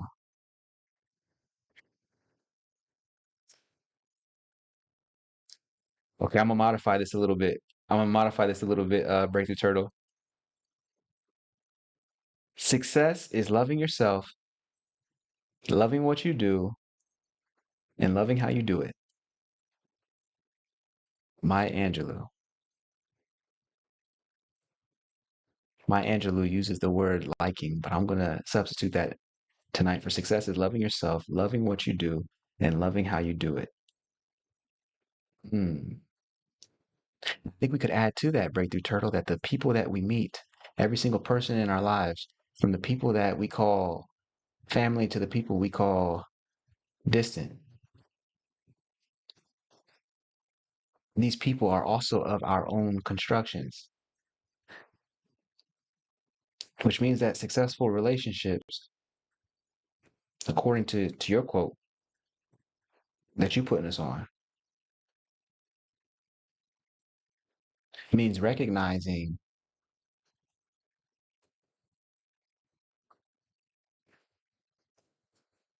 that the people we meet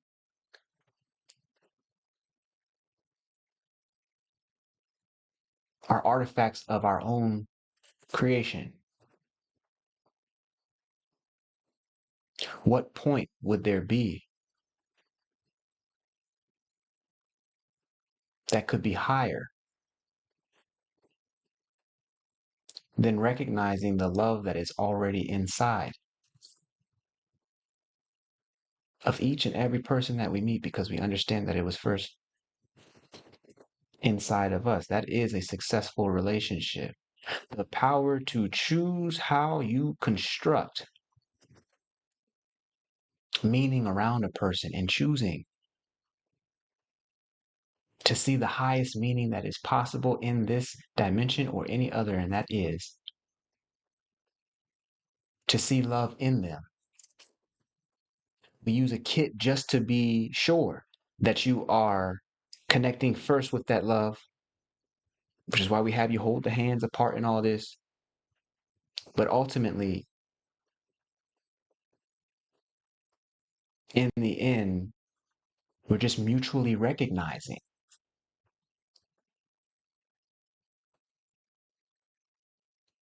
that this love path is a shared path.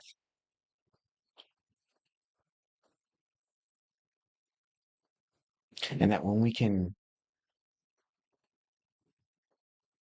allow our memories to shine with the bright light of eternity,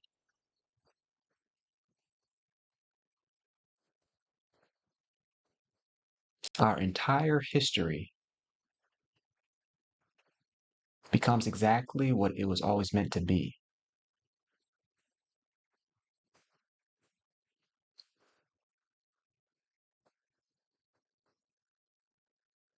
The footprint of God.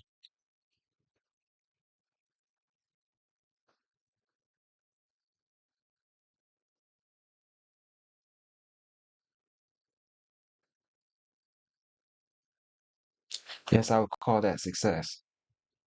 Loving yourself, loving what you do, and loving how you do it. Understanding, of course, that memories are what you do. The people in your life are how you do it. You do what I'm saying? Like it's all one thing. They are constructions just as much as your next idea. And therefore, we want to see that highest capacity.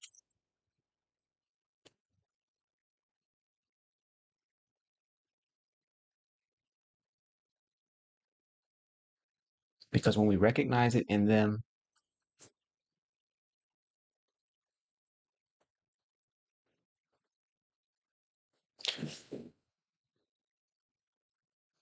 we must first recognize it in ourselves.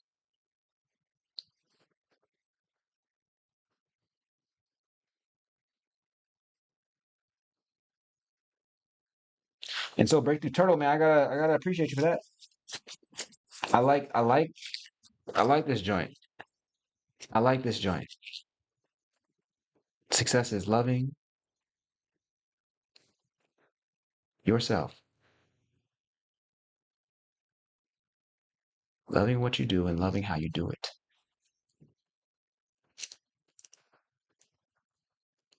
And all of reality is that. Excellent. Excellent.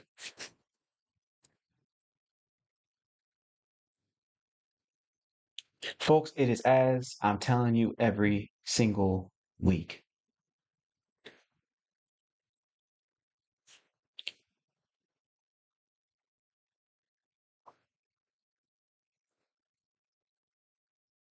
When it comes to this love thing, when it comes to this transformation thing,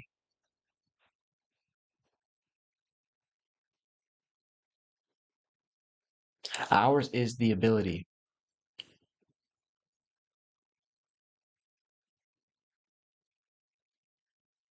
to take responsibility, what we call spiritual responsibility over our minds, over our patterns and our past. That's why. If fear is our only enemy, then we bring heaven to earth when we transform our minds. I'm Dr. Shawn, and we were not sent to impress our people. We were sent to transform our people into a light for the world. For God's universe opens to all who believe in breakthrough.